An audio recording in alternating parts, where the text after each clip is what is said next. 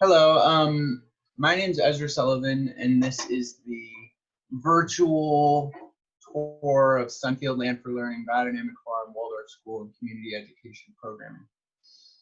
We're in Port Hadlock, kind of just in between the organic farming metropolis of Chimacum Valley and the arts community of Port Townsend, amongst other things.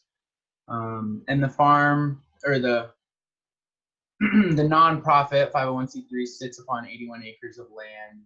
And I just want to start off by acknowledging that was stolen from the indigenous people of this area who managed a probably almost entirely different plant community on the land. And that was erased in a rather harsh way. And not too sure about what this land looked like before 1940 when it was cleared.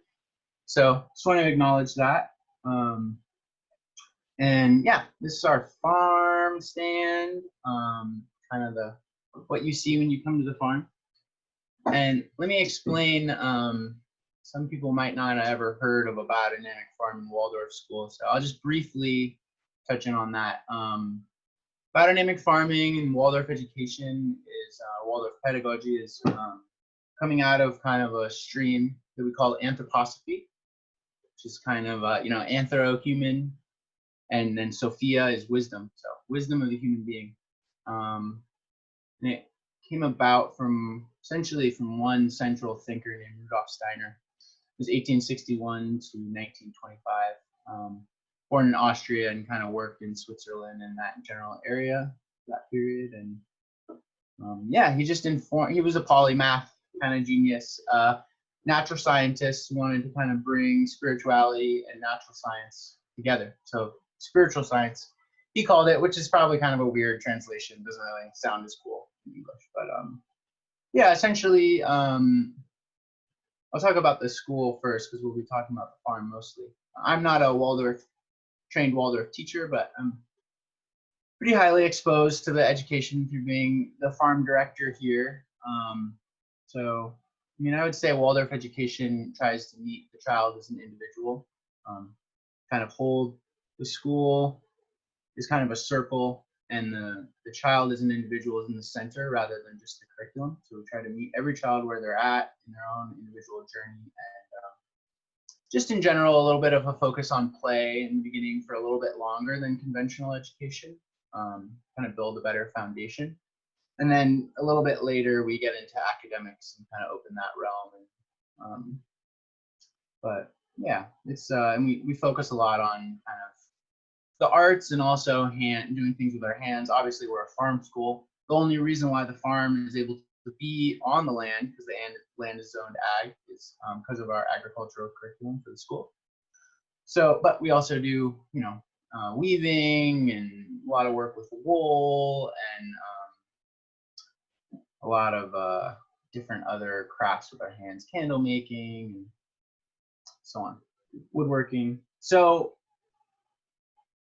the school has 90 students this year, newborn through 8th grade, and it's centrally located on the farm, and the children are involved in the farm chores every day. So it's kind of an integral part of the farm too. So we're about maybe, very roughly, I would say we're half production, half education farm.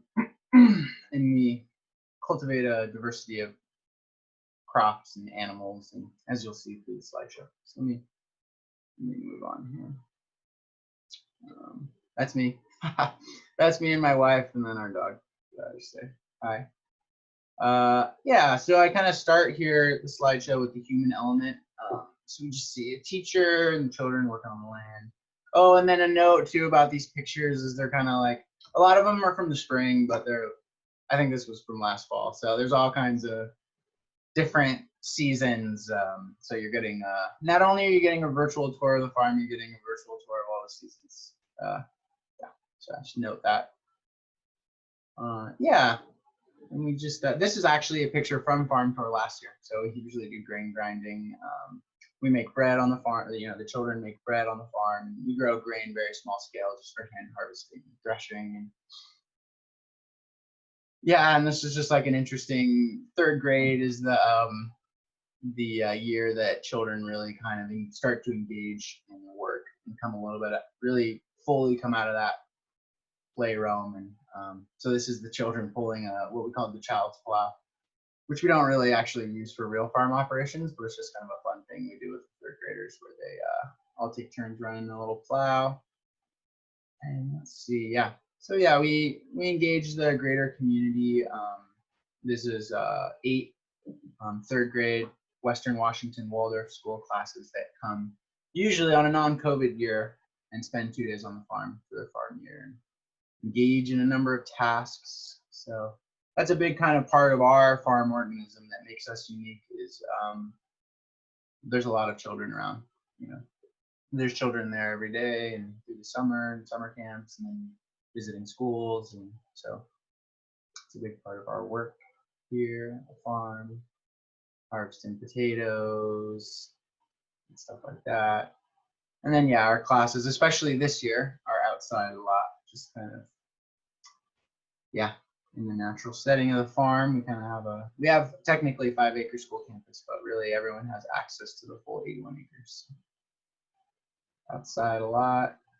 And some of the art stuff in the classroom. Usually we have our classrooms on walkthrough display. And yeah, this is some of the interesting Waldorf education. So in 5th and 6th grade, we do the medieval games. So there's archery and javelins and jumps and other other things. They eventually become squires, and yeah, it's a whole thing. So this is them practicing javelin. Yeah, I've looked at this picture. I don't know exactly why they're pushing in that direction, but usually we feed the cows our big green pumpkins.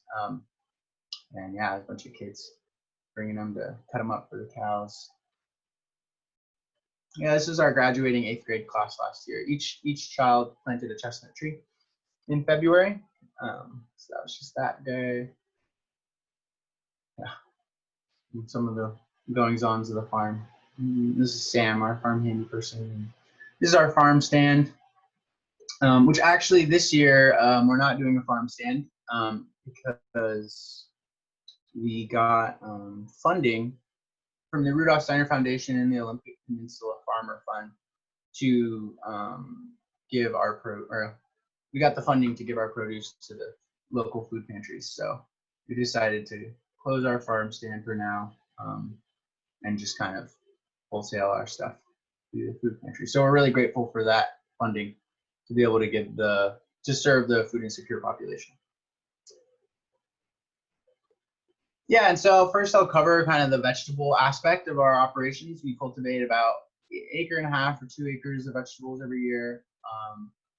And just right here, these are like our soil blocks. So we still use the plastic trays, but we're in a measure to kind of get away from so much, sometimes single use, but maybe 10-year plastic that photodegrades pretty quick. We want to going with these wood flats soil blocks. So that's kind of a cool little thing.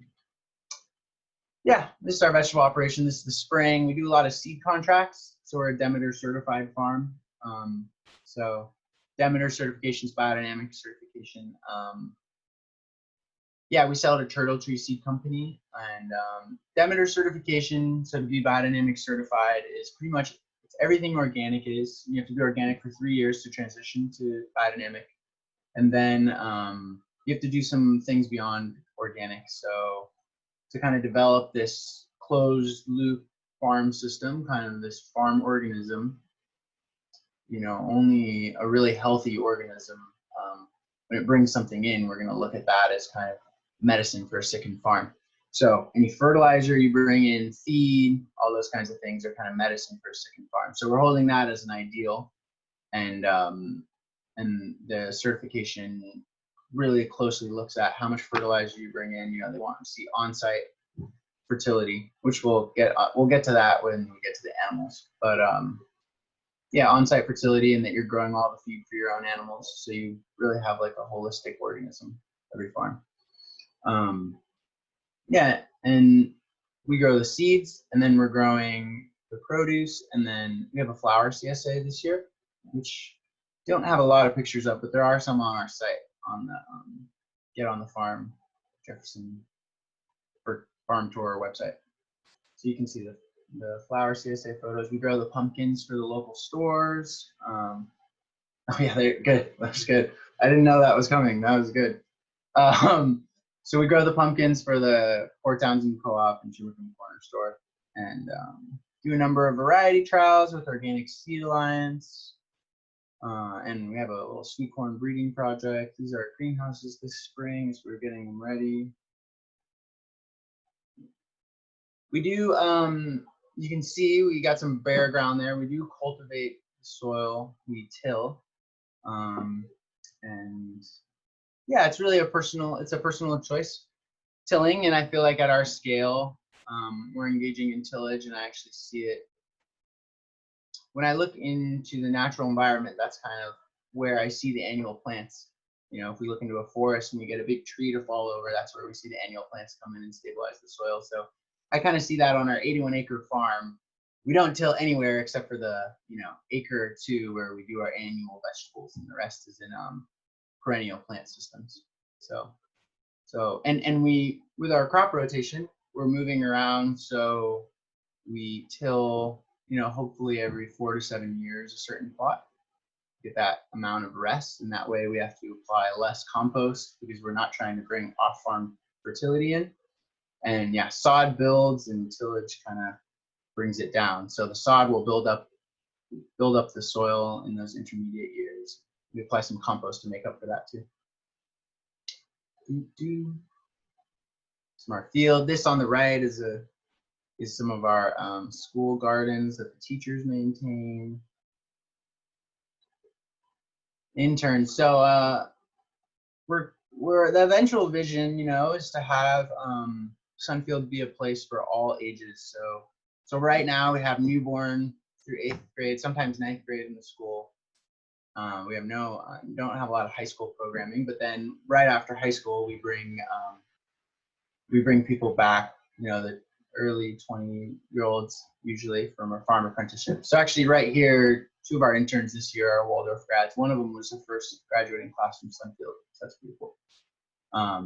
Yeah, and then we get the middle-aged working here, and we hope to have elder programming at some point to bring the whole process together. So this is some seeds. So I said we're doing seed contracts, so that's kind of keeping the integrity and diversity of seed varieties, cultivars. A lot of you may know we've lost about 95% of our different varieties of seeds and fruits in the past 150 years. So we got it. So yeah, this is our effort to try to kind of maintain what we still have. And then also there's a lot of improvement that needs to be done on what we have, and a lot of adapting to our local microclimate. So that's kind of our little part we can do in keeping the integrity of that seed and in the diversity of seed. So our seeds, that's some spinach on the upper right, and then you got a bunch of lettuce in the middle, and then the lower left looks like a chard or a beet. Not exactly. Yeah, that's a beet seed. Oh, and so I'll just go back. They're there, they're drying, and we're cleaning them, so they're on screens and drying down, so the water gets out of the chaff, and we can blow it off and move it away. And then I'm just noticing too, there's some onions curing under this table. On the left, you can see our onions from last year. Yeah. So in our plant, so that's kind of the vegetables. And in our plant community, we're also trying to diversify with more perennials. So this is an acre ground that almost a year ago, last November, was planted out into blueberries. And then this spring we filled out the rest of the acre with some raspberries, but it's mostly blueberries. And so this is an initiative that was totally grant funded as well. And that is for a U-pick berry project. So look for that probably 2022 for the blueberries, and it will have a food insecurity element to it as well, discounted or free shares to the food insecure populace. So yeah, thank you to the Rudolph Steiner Foundation and Jefferson County Master Gardeners Foundation and Tri-Area Garden Club, I believe too, helped with that. financially. So yeah. So yeah, now there's some spring pictures of blueberries. All the leaves are red now. So if you can, you would see a bunch of red leaves, a little bit more weeds. That's really nice. But yeah, this is the blueberries, and we planted some with the students, and we had a really big work party. And so we're always trying to engage the community in our agriculture, because not just farmers should be involved with the food. Give everyone a chance. Here's the raspberries from this spring. Farm interns were setting up irrigation and such. Another element in our perennial systems is we've established 1.5 acres of apple trees in the past 3 years. So there's 70 trees, and there's 50, I believe, different varieties. So I guess that's part of our integrity of different cultivars of apples, trying to maintain that. So there's a lot of different cultivars, and they're all kind of old apples. I'm a little bit of an apple fanatic, so trying to keep this stuff alive. There's a lot of English and French hard cider and vinegar varieties, and then a lot of fresh eating apples that a friend and I grafted. So they're out there, and they're standard trees. So big trees, long lifespan. Yeah, and again, thank you to the Jefferson County Master Gardener Foundation. They supported us for the irrigation, and Ferguson Plumbing as well to get the irrigation out there. Key line plow. Actually, I want to go back for 1 second. I don't have a picture of it, but I'll just go to the tree photo as I talk about this for continuity. We also established, thanks to the Foundation for Sustainability and Innovation, we established about 1 acre in hedgerow systems in our wetland buffers, 150 hazelnut trees 2 years ago. So this is their second growing season, and that's another excellent thing that we're really excited about and to bear fruit in the future. Maybe 4 years we'll have a nice little space there. And kind of the idea was they're grafted hazelnuts, but we planted them kind of clustered in hedgerows, and so we're looking for some habitat wildlife functions, maybe some shading out of the reed canary grass, and then at the same time a harvestable yield. So kind of that, just looking at that question of can the wild can the wildlife in the native kind of habitat and humanity and nature kind of coexist. So okay, keyline plow. This is kind of a fun thing. I definitely have to say thanks to Al Carnes and the whole team at the Soil Conservation District. We have a really amazing soil conservation district here in East Jefferson County, and they got this keyline plow for everybody. Really nice piece of equipment. Yeah, you can kind of see in these photos, there's some big shanks right behind between the wheel and the roller. So essentially, this can do a number of things. I'll show you the results. So that's what it looks like, which doesn't look like a lot, but so the shanks, you measure. I use a soil pentrometer to measure where the compaction layer is in the soil, and generally we have like 6 to 8 inches soil compaction layer in our pastures, in our fields, and which I don't know. It could have been bad plowing, maybe when it was too wet, or it could have just been there, this clay layer. Anyways, we set that so those shanks dig in just a little bit, like just 1 inch or 2 into that soil, into that compaction layer. And that big roller you see on the back is the really key part, because it presses it back down after the shanks have kind of gone in there, and so it makes, you can step on it and not hurt your foot. I could cut hay on it the same year. So that's really nice for the soil compaction, but the keyline plow also does a different thing. We have very slight, we have a very slight slope there. So we're trying to move the water to where it normally doesn't flow. So essentially move the water from the valleys to the ridges. Very slight valleys and ridges. This is a pretty flat landscape, but there is drop that is observable. And so usually that water will just go right down where gravity wants to take it. But if we create these little channels, essentially underground, the water will flow into these channels and go to where it normally doesn't. So we're trying to turn the droughty parts of the pasture into, you know, more evenly distributed wet with the wet parts of the pasture. So, and just trying to, and that's all in the idea of slowing this water down and sinking it into the ground, both for replenishing the aquifer, but also for, you know, soil organic matter, water is life, you know, kind of ideas, bring up our forage quality and content and yields. So, key lime plow, thank you very much, Soil Conservation District.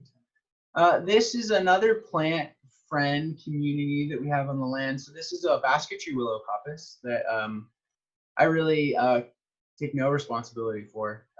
There's a great volunteer to the organization named Chris Reynolds, and he's a weaver. And yeah, he established this, I feel like it's like an eighth of an acre or something. There's 500 whips, about 15 or 18 different varieties of European Basketry Willow. And it'll be in full production like winter, not this upcoming winter, but the one after. And yeah, so there's hopefully an establishment of a kind of weavers guild of people to care for it and use the material. And also middle school in Waldorf weaving is normally taught. So yeah, and we planted it in our wetlands. So just to get that going. Yeah, so here's some Carnomoria ecological stuff. This is a seasonal creek, and you can see the Scotch broom in the lower right in our land stewards group, which is a group of students who we're working every day on this for 45 minutes, pulling this mountain of Scotch broom out. That's good. That's a lower shot, so it looks higher than it is. So no, but it's very big. There's two big piles, and so it was pretty much becoming a monoculture of Scotch broom, as I'm sure a lot of people have noticed out there. And yeah, and they pulled it all out and then planted tons of willow. I actually, unfortunately, don't have a picture of what it looks like now, but it's very diverse. There's lots of different things coming in there, mint and willow and all kinds of, you know, weeds, and it's reestablishing in an interesting way. And we're not really going with the goal of actually, don't worry, we're not believing Scotch broom's not going to come back, but at least to not have a monoculture. And we thank the Scotch broom for its nitrogen fixing capacities, and it's a great pollinator food, beautiful flowers. And we have made brooms with the Scotch broom. Oh, okay, that's good. Okay, so staying on the ecological front, this is a view of some of our fields, and there's a bit of a bowl in the center of Sunfield Farm. So we have 26 acres of forest on the hillside there, and then which goes to the top of the ridge, and then 42 acres of fields and pasture, and then in the center there's 8 acres of wetlands, and then the 5-acre school campus. So anyways, the wetlands are the low spot in the center, and we get surface water runoff from this hillside, which Tomonowis Rock is right up there in the upper left-hand corner. You can't see it, but it's right there between the medium-sized trees and the tall trees. That's Tomonowis Rock. Anyways, so the water touches down on this hillside, comes down, settles down in this low spot, and it's an important aquifer recharge for the Sparling Aquifer. And our neighbors are the Public Utility District, so they're pumping out of the Sparling Aquifer too. We have an older water right, of course, because Sparling was the old dairyman of Sunfield, the original dairyman in 1940, who first tapped the aquifer. Anyway, so they're pumping out, I think, over 1,000 gallons a minute in the summer there for potable water for Chimacum, Port Hadlock, Maristone. So our wetland complex is an essential component of the potable water source, of which there are many, but I think the Sparling Aquifer is an especially important one. And so we're working with the NRCS and Soil Conservation District and Department of Fish and Wildlife a little bit to do a restoration project for the wetlands. So, you know, hopefully next year at Farm Tour, I'll have some pictures of that, but it might be in 2 years or something, because it's pretty, you know, it's hard, it's slow process. Okay, we're to the animals. So this is the big seller. Usually when people come, is the animals. And one really important part about biodynamics is that we're bringing animals and plants back together. Since the industrialization of farming. We've seen livestock farms, and then they have, you know, environmental hazard issues with the amount of manure in the manure lagoons, and it's a problem. And then we have plant farms, orchards, and vegetable farms, and grain farms, and they're constantly buying fertilizer. And so it's an interesting dilemma. And so obviously when you bring the plants and animals back together on the same property in the same business, or at least some kind of symbiotic synergistic relationship, you know, they need each other. Just like we need the plants and animals, they need each other. So yeah, we don't have animals sitting in, you know, inside all year round in confinement, but they forage their own. And then we cut hay for the ruminants that we feed them over the winter. And we use their manure and bedding in the spring and make large compost piles, which, yeah, we carefully tend to make sure we lose as little ammonia, you know, nitrogen as possible, oxidation. Then we spread it over the land. So that's kind of an important, such an important key kind of to biodynamics, is kind of bringing these two elements back together. Goats. So we have dairy goats. We have a 4-H program that works with the goats and sheep, and the children at the school milk the goats every day. Got a lot of goat pictures here. Let's see. Oh, I have this video. Let's see if it works. This is cute.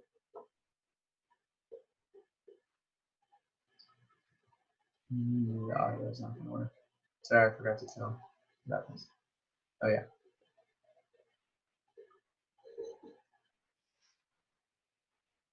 I don't know if you can hear it, but these are baby goats.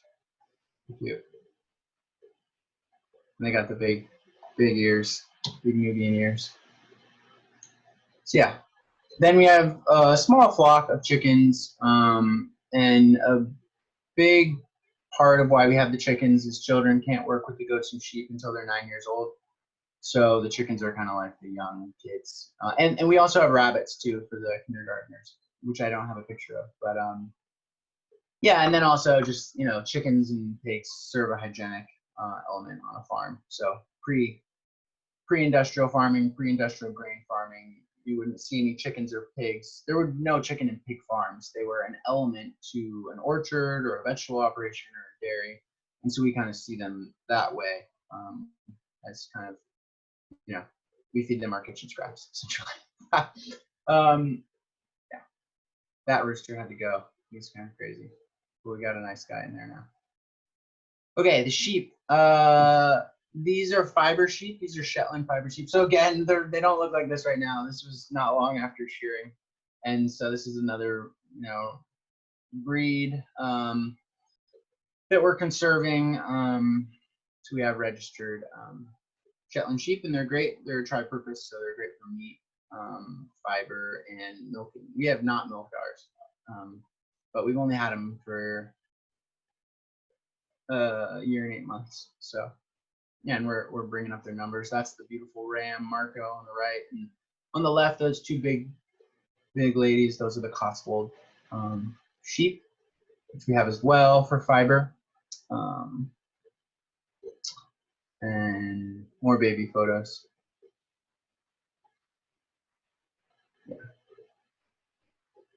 Yeah. I just really like this photo with the bug and the rose leaf and the sheep, obviously. Children are very involved with sheep.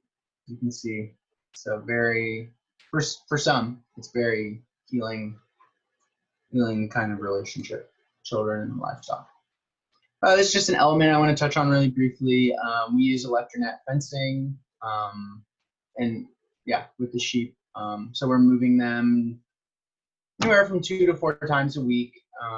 So yeah, the idea is like biomimicry of natural grassland / ruminant systems. So we try to pull them off of the grass before it's, you know, no shorter than 3 or 4 inches to keep them away from the larva, and so we get quicker regrowth of the grass. And so yeah, it's for the health of the animals and forage. And just look at it as kind of the electronet is a wolf, you know, moving moving the herd along to fresh grass all the time and away from their parasite larvae and stuff like that. So it's a very management intensive system, but some really excellent and very quick positive feedback loops. Oh, these are the products. So that's the Cotswold yarn on the left, Shetland yarn on the right, which we get processed locally, and Cotswold locks. So think gnome beards. If you want to make any gnome, feltsam gnomes, that's where their beard and hair will come from. And then roving on the right for felting or spinning. Oh, this is a better picture of the roving. If anyone is interested in raw fleece, roving, locks, yarn, you find my email and contact me. We have lots to sell. So yeah, that plug in there. Okay, another element is the beef. So we have cow herd, and these cows are for beef. And yeah, we're also moving them. You can see some electric, single line, electric line there, and they're part of the same holistic management system, and they're a big part of our compost pile eventually. They're manure that we get from the late fall to early spring. Yeah, they're our main kind of grazers. And this is a livestock conservation breeding program that we're just starting. So we bought this cow-calf pair this spring. It's Colette, the mom, and Amelie, the heifer calf, female calf. So they're American milking Devons. So they're really the quintessential European, North American European settler cow. So tri-purpose breed, great foragers, and so tri-purpose breed. So for milk, meat, and then draft, not fiber. So yeah, draft. So they're great draft animals, and yeah, we're starting a herd, and yeah, to be grown, and eventually our ideal is to have 2 cow-calf pairs and then 2 oxen trained for draft. So we hope to 5-year plan. We'll have a draft oxen program here, and maybe be doing some workshops. But first we gotta develop the program for ourselves. Anyways, that's the vision with them, and they're actually the reason why the Livestock Conservancy was ever formed, was to protect this breed, because they were so critically low. And there's only one other full herd of them where they have male and female in the state of Washington. There's none in Oregon, at least registered, none in Idaho. So it's important to get them thriving back over here, just weather weirding, and get them kind of spread out across the United States. Cows on the right. On the left is a hayfield, so we cut our own hay here, and yeah, about 900, little over 900 bales this year. And we're feeding our animals out over the winter. We might have some available for sale at some point this winter, but we'll see. We're going to sit on it for a while. Yeah, and that's just part of that kind of developing that closed loop living organism to produce our own hay. There's a relationship, and there's a loop that happens between the minerals in the soil, what they produce in the plants. They go through the cows, and we really need our hay grown on our farm for our cows, rather than hay from a different kind of a different culture, a different micronutrients deficiencies, and a whole different story from another farm, even if it's in the same valley, because we have a really particular microclimate. And yeah, so kind of seeing the hay that's here really as what our cows need, the medicine for our cows. And we can extend this to all these different ways. When we build a barn, I hope it's from our timbers, the timbers that sat on the hillside and looked over the fields for 150 years. Like, those are the timbers that need to be here. And we could talk about that in a materialistic fashion of, we could get into the epigenetics and all those kinds of things, but also in this kind of more spiritual realm of beingness and the process of it all. Okay. We also work on the biodynamic farm to cultivate awareness. So this is from last year's farm tour, speaking to a group.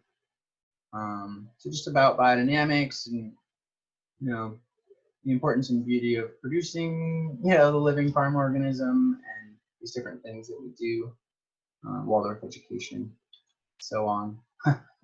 There's me again. So yeah, it's another talk we were giving about biodynamics, some of the philosophy behind it. And I just had to put another picture of my dog. And then on the right, that's an important aspect of the biodynamic farm is we make biodynamic preparations, which are essentially, if you know what homeopathics is, essentially using the principles of homeopathic medicine as kind of cosmetic treatments for the land. So yeah, taking manure and herbs and different things that are on the farm, and then bringing them through a fermentation process in certain places, and yeah, these very particular processes that harvest indigenous microbes on the farm, much like Korean natural farming, but this is kind of the European version with cows and you know, yarrow and nettle and horsetail. So yeah, harvest those indigenous microbes, and then we potentize them on water, so you're seeing on the right, and we distribute the water over the land. That's another element of the biodynamic farm. It's pretty essential. I got a lot of kind of like goodbye photos. Like the dog was kind of goodbye photo. This is like a really cute goodbye photo.